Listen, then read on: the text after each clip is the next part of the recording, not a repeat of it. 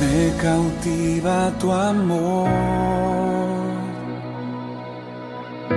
Solo quiero quedarme aquí a tus pies.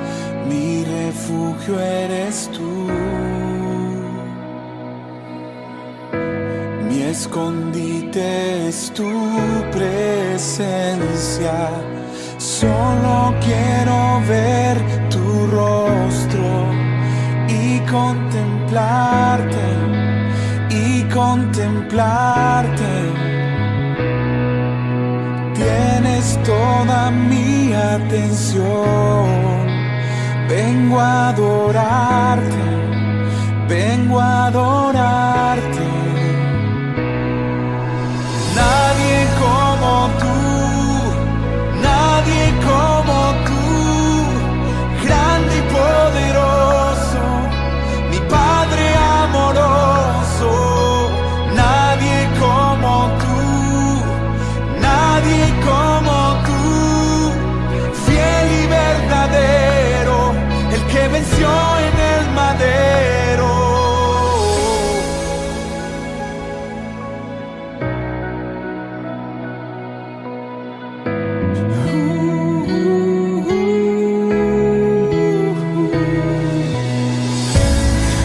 Cautiva tu amor.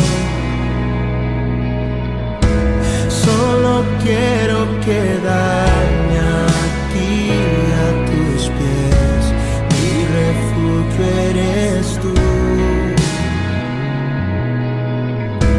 Mi escondite es tu presencia. Solo quiero ver tu rostro y contemplarte, y contemplarte. Tienes toda mi atención. Vengo a adorarte, vengo a adorarte. Nadie como tú, nadie como tú, grande y poderoso, Padre amoroso. Nadie como tú, nadie como tú, fiel y verdadero, el que venció en el madero.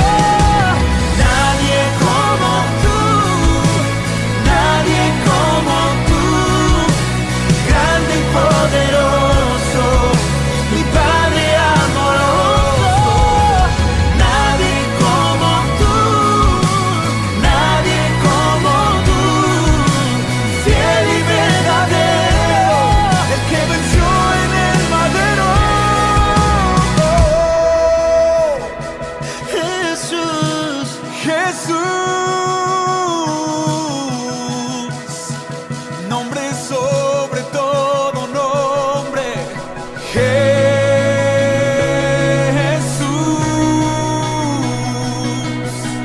Jesús,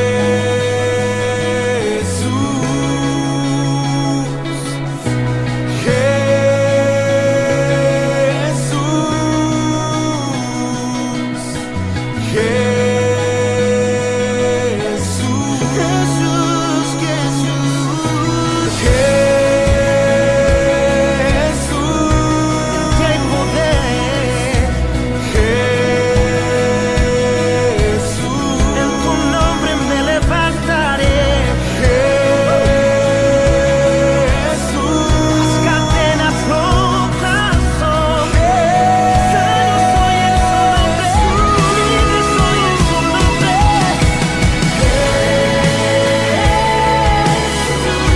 Tú eres santo, tú eres digno. Nadie como tú, Jesús. Nombre sobre todo nombre. Jesús.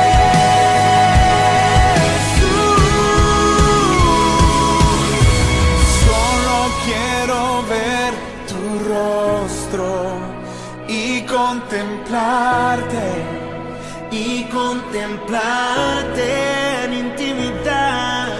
Tienes toda mi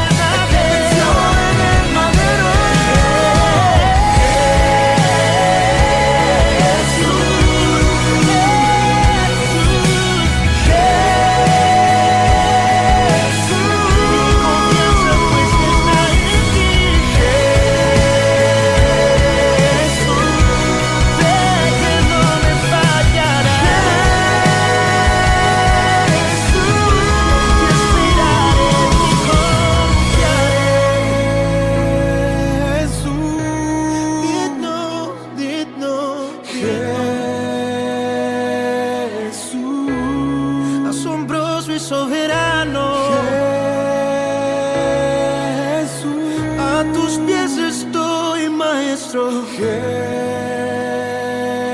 Jesús, sé que hoy me abrazarás. Ven, abrázame fuerte, Jesús. Dios te bendiga, querido amigo, amiga, hermanos que nos escuchan. Feliz año nuevo. Si no hemos tenido la oportunidad de expresártelo antes, este es el mensaje de mitad de semana, pero nuestro deseo es que este nuevo año traiga grandes bendiciones a tu vida y conozcas a Jesucristo de una manera más profunda y de una manera más gloriosa. Te invito al libro de San Mateo, el Evangelio según San Mateo, el capítulo 5. Hemos estado conversando y compartiendo acerca de las bienaventuranzas. Y nos falta una y queremos comenzar el nuevo año cumpliendo la misión que empezamos. Estoy en el capítulo 5, es la octava y última de las bienaventuranzas, de las bendiciones, son exclamaciones de júbilo. Dichosos, benditos, alegres, felices, bienaventurados. Es el concepto que la palabra Macarios expresa en estos versos. Y nos dice que estamos muy bien caminados, estamos bien con Dios cuando hacemos lo que nos dice aquí. Estamos en el capítulo 5, verso 10 al 12, dice así. Bienaventurados los perseguidos, y dice, bienaventurados los que padecen persecución por causa de la justicia, porque de ellos es el reino de los cielos. Bienaventurados sois cuando por mi causa os vituperen y os persigan, y digan toda clase de mal contra vosotros mintiendo. Gozaos, alegraos, porque vuestro galardón es grande en los cielos, porque así persiguieron a los profetas que fueron antes de vosotros. Dios bendiga su palabra. Oh Padre, llegamos a esta bienaventuranza y te damos gracias que aunque lo hacemos con corazones encontrados, a nadie le gusta sufrir, pero entendemos que en el reino de los cielos servirte a ti implica sacrificio. Así que te pedimos que nos hables ahora y nos ayudes a entender lo que esto significa. Gracias que tú nos amas y tú nos das grandes promesas. Así que nos acercamos a este trono de gracia sabiendo que tu palabra no volverá a ti vacía, nos va a bendecir. En Cristo Jesús te lo pedimos con acciones de gracias. Amén. A través de los años he tenido la oportunidad de interaccionar con hermanos que vivieron en países donde la iglesia era perseguida. Varios de ellos inclusive estuvieron presos por causa del Señor Jesucristo. Conocí a un hermano del Medio Oriente, de Asia, que había estado preso 7 veces por causa del nombre de Jesús. Y he conocido a otros hermanos, pero a mí hablo con ellos, siempre le pregunto, ¿cómo podemos nosotros como la iglesia que en Occidente orar por la iglesia perseguida? Y es increíble, pero las respuestas de ellos siempre llegan a la misma conclusión. Ellos nunca nos dicen, oren que la persecución no venga o oren que la persecución se acabe. No, ellos dicen, no, entendemos que la persecución es parte de lo que viene para nosotros y entendemos que es un desafío que tenemos que enfrentar y es un privilegio sufrir por Jesús y padecer por causa del nombre de Jesús. Pero ellos nos dicen, pidan que permanezcamos fieles durante esa hora de prueba. Que permanezcamos fieles durante ese tiempo de prueba. Es interesante que Jesús es tan honesto. Jesús ha estado reuniendo a sus discípulos y le ha dado en las primeras bienaventuranzas grandes promesas. Cuando nosotros leemos esas grandes promesas, nos parece casi incongruente que una persona que se esfuerza por ser humilde ante Dios, pobre de espíritu, que llora, que sufre por el Señor, una persona que tiene un espíritu de mansedumbre, que tiene hambre y sed de justicia, que es una persona misericordiosa, limpia de corazón y pacificadora, tenga que enfrentar persecución en este mundo. Debería ser todo lo contrario. El mundo debería reconocer sus grandes sacrificios. Debería reconocer el gran carácter de este individuo o de esta persona. Sería ideal que el mundo dijera, no somos dignos de tenerlos entre nosotros. Hay que reconocer la valía de estas personas Pero nota que Jesús no dice eso. Jesús dice que el mundo los miraría con odio y los perseguiría. Y uno tendría que preguntarse, ¿pero por qué ahora? Nota que el odio sería básicamente por dos razones, o si quieres juntarlas, realmente es por una. Es la rectitud de nuestro Señor Jesucristo. Es por Jesús que el pueblo de Dios, la iglesia de Dios, sería perseguida. El mundo odiaría a Jesús. El mundo no aceptaría el amor de Dios. Jesús vendría a este mundo con un deseo de entrega, de bendecir a la creación, a las criaturas que Él creó, vendría a los suyos, pero nota que el mundo los rechazaría. Aún su propio pueblo escogido los rechazaría. No aceptarían ese amor. La pregunta entonces es, y quisiera que en este mensaje miráramos varias cosas. La primera es la causa del odio, luego la naturaleza de este odio, cómo sería expresado. Y tercero, la victoria nuestra frente a ese odio. El primer punto es la causa del odio. Fue Juan quien estaba sentado escuchando este discurso que Jesús estaba dando, este sermón que Jesús está dando, esta enseñanza, si lo quieres poner de esta manera. Es Juan, el discípulo amado, el que escucha estas palabras y quien más tarde explicaría por qué el mundo odiaría a Jesús. En su evangelio, en el capítulo 3, el verso 19, diría: y esta es la condenación, que la luz vino al mundo y los hombres amaron más las tinieblas que la luz, porque sus obras eran malas. Mira lo que Juan está diciendo. Él está diciendo, vino la luz al mundo. Jesucristo es la luz del mundo. Él vino al mundo, pero las tinieblas lo rechazaron. Porque los hombres amaron más las tinieblas, porque las obras de ellos eran malas. En otras palabras, ellos rechazaron la virtud porque amaban el pecado.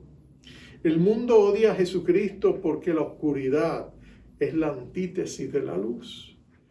Son enemigas naturales, son némesis naturales, la luz y la oscuridad. Y cuando tú miras las vidas de aquellos que persiguieron la iglesia o la antagonizaron, eran personas que estaban inmersos en arrogancia, en ambición, en el mundo de las tinieblas y peleaban contra la luz por las razones que fuesen, pero básicamente era porque ellos preferían quedarse donde estaban. Recuerdo la historia de Voltaire, el famoso libre pensador francés, que decía que tomó a Jesucristo y sus 12 apóstoles a establecer la iglesia, pero que él con su pluma la destruiría. Y él escribió siempre en contra del cristianismo. De hecho, es casi una ironía que después de su muerte, la casa de él, la antigua mansión de Voltaire, llegó a ser la sede de las sociedades bíblicas en París, en Francia. Pero este hombre vivió una vida donde él rechazó a Jesucristo. Dicen algunos historiadores que sus últimas palabras fueron: he sido abandonado por Dios y los hombres. Me voy al infierno, oh Cristo, oh Jesucristo. En otras palabras, él reconoció al final de su vida, con su último aliento, que él había hecho una guerra contra alguien a quien no podía derrotar.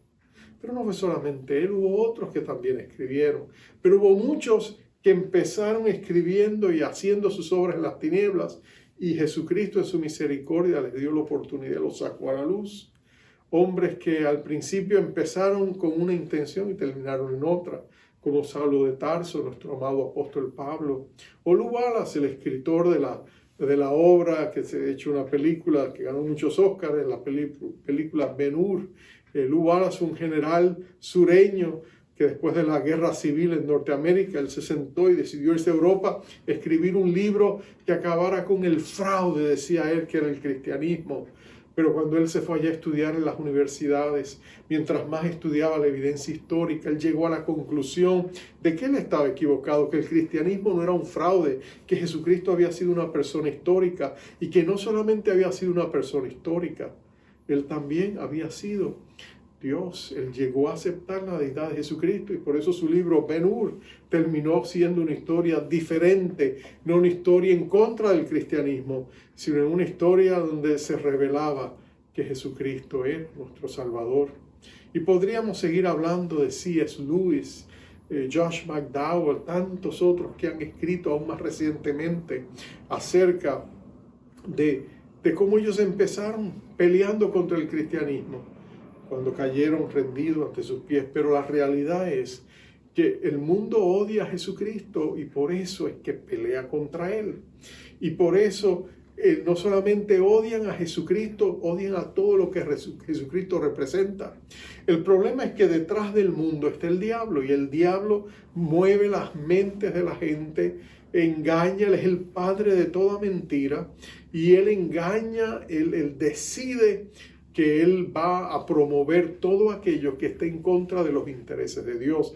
Y Jesucristo es el Rey de la Gloria. Jesucristo es el Hijo amado del Padre. Por lo tanto, Satanás lo odia a él y odia a todos que están relacionados con él. Por eso la iglesia desde el mismo comienzo tuvo que enfrentar el odio del mundo. De hecho, una de las grandes peleas del cristianismo cuando está empezando en su incipiente inicio es enfrentar lo que el Imperio Romano representaba. Tú sabes que el Imperio Romano, en sus comienzos, ellos tenían la diosa Roma. Ellos consideraban que la diosa Roma era el espíritu que mejor encapsulaba el corazón de Roma y los principios y los valores de Roma. Pero ellos, a medida el reino se fue, el imperio siguió extendiéndose. Ellos llegaron a regiones donde ellos no aceptaban a Roma. Entonces ellos tuvieron que buscar una nueva deidad, y ellos decidieron que el emperador tenía que ser revestido de deidad para que entonces todo el imperio romano se unificara bajo la égida de un hombre, bajo la bandera de un hombre, que sería el emperador, y lo declararon divino. Por lo tanto, en todos los lugares era necesario encender incienso al emperador. Encender incienso al emperador a veces significaba solamente tomar algo y ponerlo allá para que de pronto se levantara esa humeante fragancia de incienso, y era una manera de adorar y reconocer que el emperador era Dios. Pero los cristianos rehusaron hacerlo. Cuando un gesto sencillo como ese pudiera haberles librado de la muerte, muchos cristianos rehusaron. Ellos decían: nosotros no adoramos al emperador, nosotros adoramos a Jesucristo. Nosotros adoramos porque el emperador representaba la falsa religión pagana, y detrás de ella el reino de las tinieblas de Satanás. Y por eso ellos rehusaban hacerlo. Y por eso el odio del mundo, del imperio romano, se vino contra la iglesia. Porque ellos sabían y entendían que ellos rehusaban adorar a Dios. Pero si bien esa es la causa, el odio satánico que es canalizado a través de hombres malos que aman más el pecado, que aman más a la oscuridad que a la luz, este se expresa de unas maneras terribles. Satanás usa al mundo para desatar sus ataques contra la iglesia, y fueron multifacéticas. La represalia de Satanás contra los hijos de Dios. Es interesante que, por ejemplo, ellos empezaron con calumnias. Empezaron a decir que los cristianos eran terribles personas. Algunos, en los primeros escritos, les acusaban de ser caníbales, porque habían escuchado que ellos comían y bebían, comían el cuerpo de Cristo y bebían de su sangre. Entonces, una de las primeras acusaciones en contra del pueblo de Dios, que eran caníbales. ¿Tú te imaginas eso? Una falsedad. Pero eso es lo que decían. También decían que eran inmorales, que los cristianos eran inmorales porque ellos tenían esta fiesta ágape, que era, en cierta medida ellos creían que en esa fiesta ágape había todo tipo de orgías, y por lo tanto los cristianos eran inmorales, cuando en realidad la fiesta ágape era una comida comunal que ellos tenían antes de tener el servicio de iglesia y tener la Santa Cena del Señor. Era una ocasión donde cada creyente traía platos y comían y compartían unos con otros en sana hermandad y confraternidad. Pero por supuesto el enemigo usó eso para acusarlos de ser inmorales. Se le acusaban, imagínate tú, de practicar el incesto, porque decían que los esposos llamaban a sus esposas hermanas también. Entonces, como te puedes imaginar, era absurdo todo lo que se decía de los cristianos, pero tú sabes cómo es el mundo, no solo el mundo, a veces en la iglesia, la mentira y el chisme le dan la vuelta al mundo antes que la verdad se ponga los zapatos. Y eso es lo que está pasando. Todas esas mentiras acusaban a los cristianos inclusive de ser ateos. ¿Tú te imaginas eso? Porque ellos rehusaban creer en los dioses del panteón romano, griego. Entonces, como ellos no creían en los dioses y creían en un solo Dios, que existía en 3 personas, Padre, Hijo y Espíritu Santo, ellos le llamaban ateos. Cuando esas calumnias mostraron ser infundadas, a medida los apologistas o los defensores de la fe, como Orígenes y otros como Tertuliano y otros creyentes se levantaron y defendieron la fe cristiana y demostraron por hechos históricos que todo eso era una falsedad, entonces se les acusaba de sedición. Decían que ellos adoraban a Dios, a otro rey que no era el emperador. Ellos tenían otro rey llamado Cristo. Así que todas esas acusaciones se venían contra ellos. Y cuando eso no era suficiente, también había insultos, burlas. Tú sabes que el cristianismo por naturaleza llegó a ser algo tan diferente a la costumbre pagana y afectó todas las estructuras sociales del Imperio Romano, al punto que los cristianos, al ser cristianos, se dieron cuenta de que no podían participar en alguna de estas cosas. Había cristianos, por ejemplo, que se dieron cuenta que trabajaban en construcción, pero no querían ser parte de la edificación de templos paganos. Ellos rehusaban trabajar y edificar estos templos para los paganos. Entonces, por supuesto, perdían trabajos. Había muchas veces ocasiones donde habían cenas y la costumbre de los paganos era que antes de la cena hacían una pequeña oración a la diosa o al dios que ellos adoraban en los diferentes lugares. Era muy parecido a lo que hacemos los cristianos cuando oramos antes de comer. Bueno, ellos adoraban a sus falsos dioses, pero los cristianos no podían participar de eso. Y todo eso producía insultos, producía malestar, producía burlas. Ellos se burlaban de todo lo que hacía. Cada vez que los cristianos rehusaban participar de las costumbres sociales, de las tradiciones sociales, y entonces el cristiano decía, no puedo participar, es una violación de mi conciencia. Ellos sí lo insultaban y ellos, por supuesto, se burlaban de ellos. Pero ¿sabes qué? No era solamente el escarnio. Cuando eso ya no fue suficiente, entonces vino la persecución violenta, que fue posiblemente la expresión que más recordamos. Tú, por supuesto, has visto, has escuchado de cristianos que eran lanzados a los coliseos a pelear contra los gladiadores. Pero especialmente también recuerdas cuando eran lanzados esos mismos coliseos para ser devorados por leones y bestias salvajes.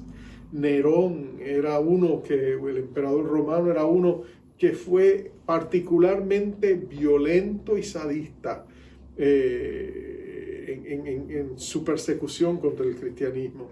Era común que en las fiestas paganas que él tenía, él cogía a los cristianos, los embadurnaba de brea petrolífera y luego los encendía en llamas para que fueran las antorchas, y lo hacía mientras estaban vivos. Entonces tú podías estar en una fiesta y ver a los cristianos que estaban sufriendo, siendo quemados vivos. Pero aún eso no se comparaba a otras cosas que hicieron. El erudito historiador William Barclay describe algunas de estas cosas y las leo no porque me gusta hacerlo, sino porque yo quiero que tú entiendas el alto precio que cristianos pagaron con su sangre para que tú y yo tuviéramos la palabra de Dios y nuestra fe cristiana.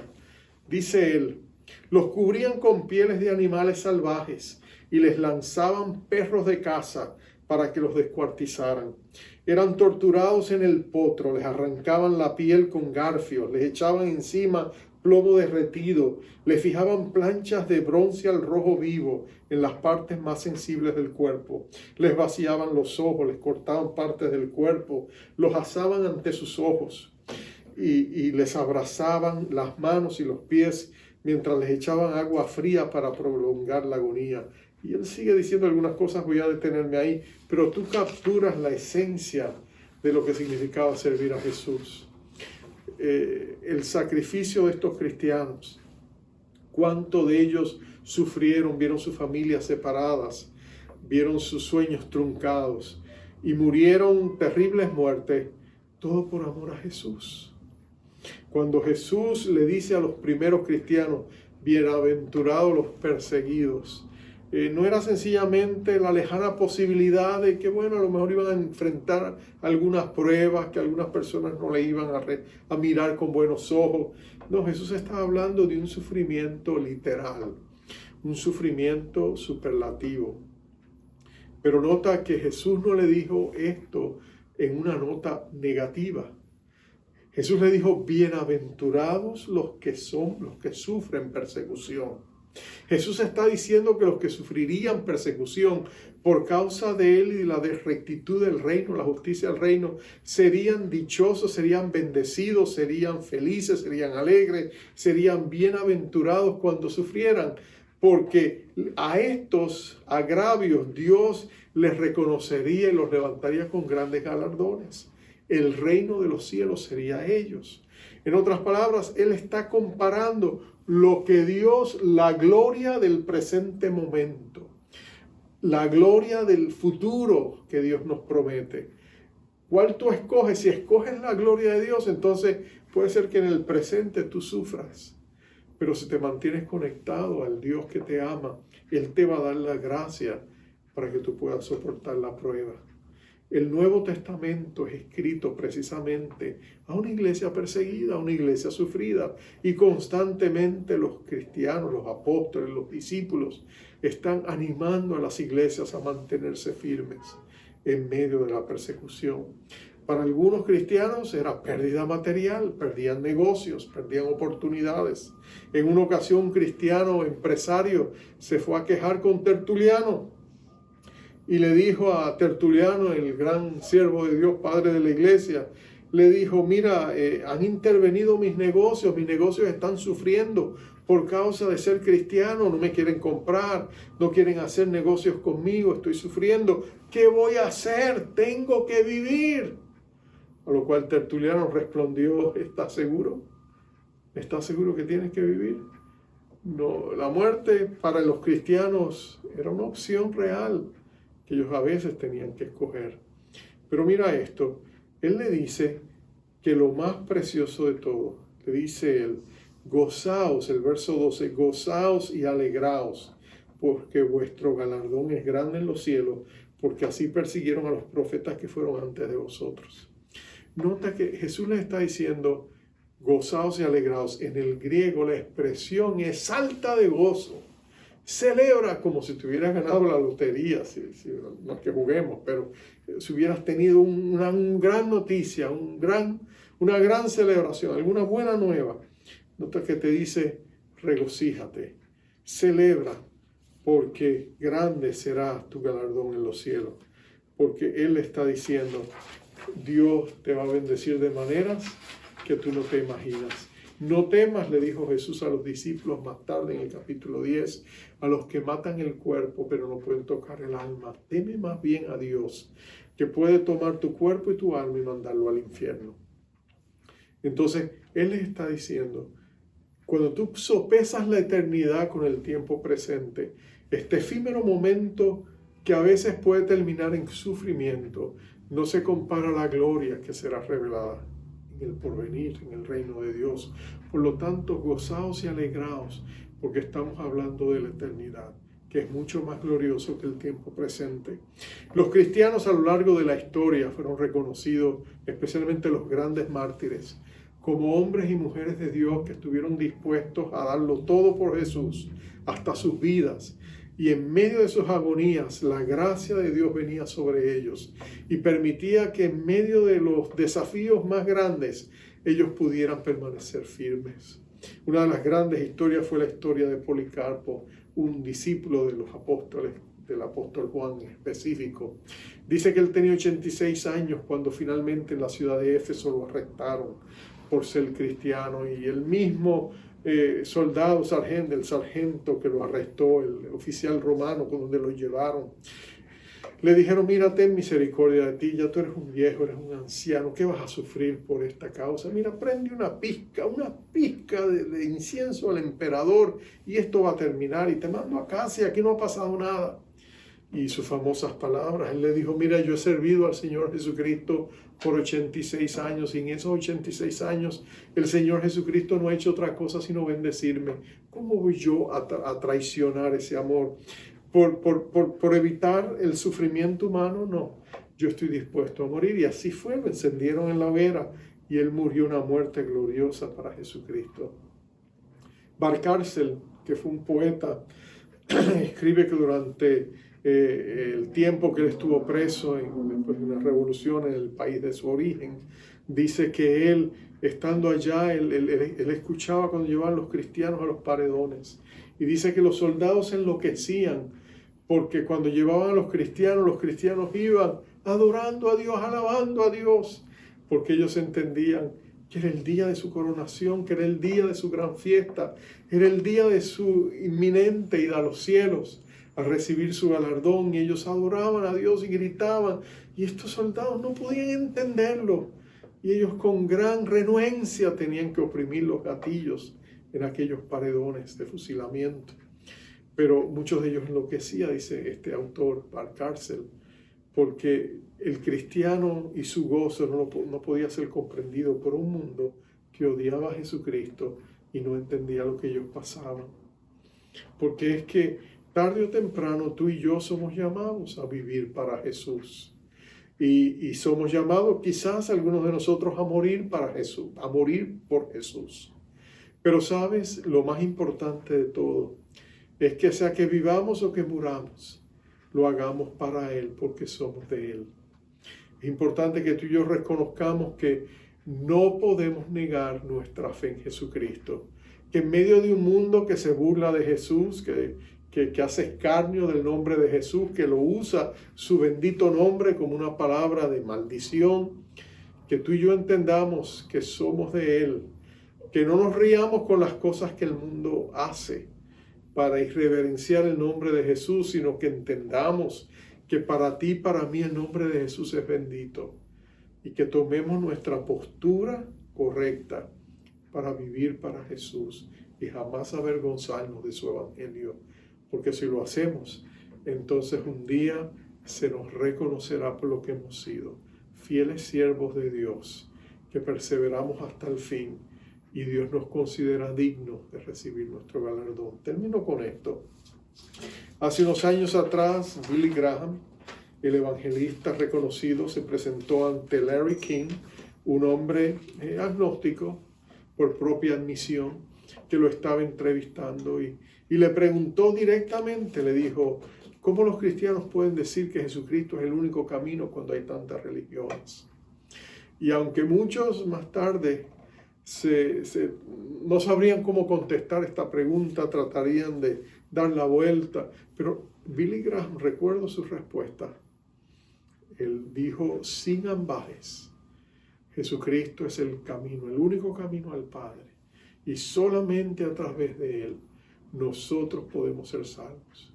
Y aunque Larry King quizás no lo aceptó, pero años después tendría que reconocer que este hombre de Dios era un hombre que estaba dispuesto a decir la verdad que él creía, aunque el mundo entero estuviese en contra de él. Que en nosotros hay ese mismo sentir en este nuevo año. Estamos viviendo en tiempos inciertos, en tiempos donde Dios está delineando nuevas fronteras y nuevas, en cierta medida, ciertos lugares donde nosotros somos llamados a ser fieles y leales. Mi oración es que tú y yo seamos fieles al Señor y no nos avergoncemos tampoco de su evangelio, porque bienaventurados son los perseguidos. Vamos a orar. Padre amado, qué sobrias son estas palabras para una iglesia que ha sufrido tanto en esta pandemia. En una iglesia donde se les ha dicho en nuestra sociedad que no somos esenciales. Qué bueno es saber que somos esenciales porque somos la luz del mundo. Y no nos avergonzamos de que tú seas nuestro Salvador. No negaremos en la oscuridad lo que hemos visto en la luz. Declaramos que Jesucristo es nuestro Salvador y nuestro Señor. Él lo dio todo por nosotros y nosotros queremos vivir para Él. Permite que nosotros encontremos en tu palabra la firmeza, la fortaleza y la fe para vivir vidas dignas de ti. Permite que nuestra fe sea fortalecida por medio del obrar de tu Espíritu en nosotros a través de tu palabra, y que nosotros seamos firmes y a la misma vez tiernos con aquellos que necesitan conocer a Jesús. Pero que no nos avergoncemos del Evangelio, porque es poder de Dios para todo aquel que cree.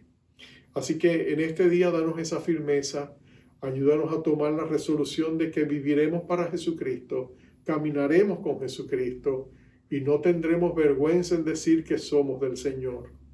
Y aquellos que necesitan tanto a Jesús, danos la franqueza de poder decirles con denuedo: Jesucristo es el camino, la verdad y la vida. Nadie viene al Padre sino a través de Él. Te pedimos esto en el nombre glorioso de nuestro Rey Jesús.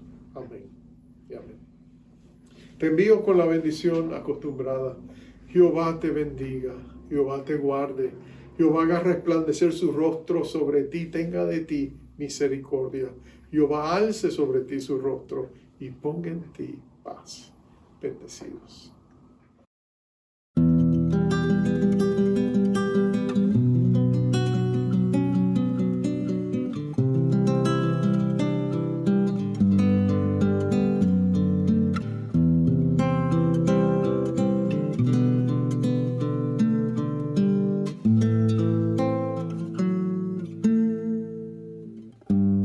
Perseguidos y angustiados, de todos desamparados, de los que el mundo no era digno de su amor. Aunque vivan olvidados, siempre los recordaré, pues resplandecen en la gloria de Dios. Llenos de gozo salieron para llevar su mensaje de luz. En oscuridad nos hablaron de aquel que murió en la cruz para darnos libertad de toda maldad y amarnos por la eternidad. Perseguidos y angustiados, de todos desamparados, de los que el mundo no era digno de su amor.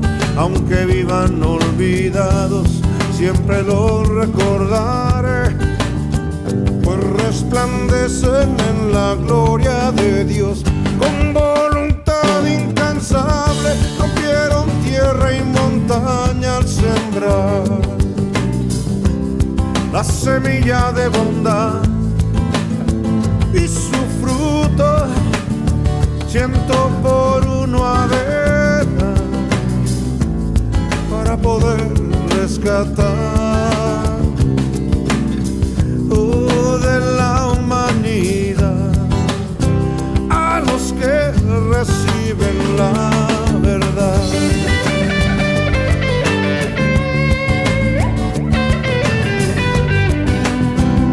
Llenos de amor salieron a sembrar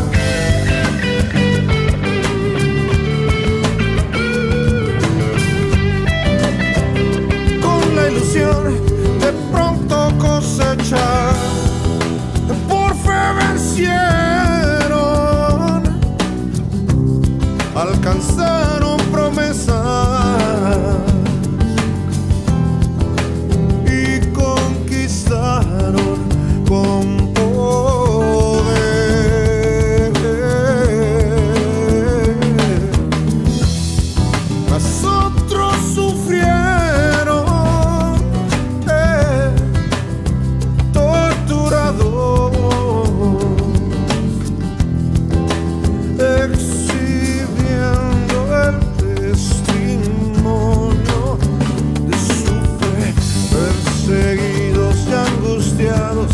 de todos desamparados, de los que el mundo no era digno de su amor. Aunque vivan olvidados, siempre los recordaré,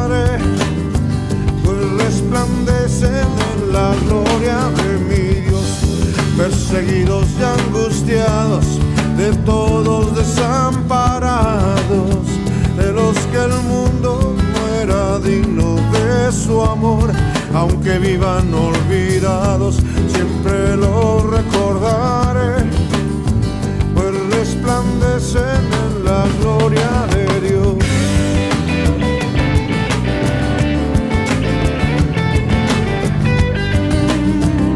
Aunque con lágrimas sembraron, se reirán.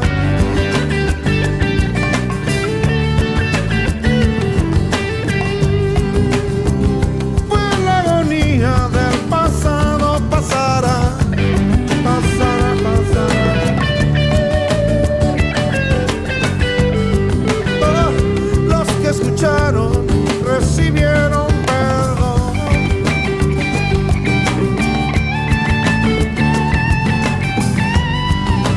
Fueron buscando aquella patria celestial, perseguidos y angustiados, de todos desamparados, de los que el mundo no era digno de su amor.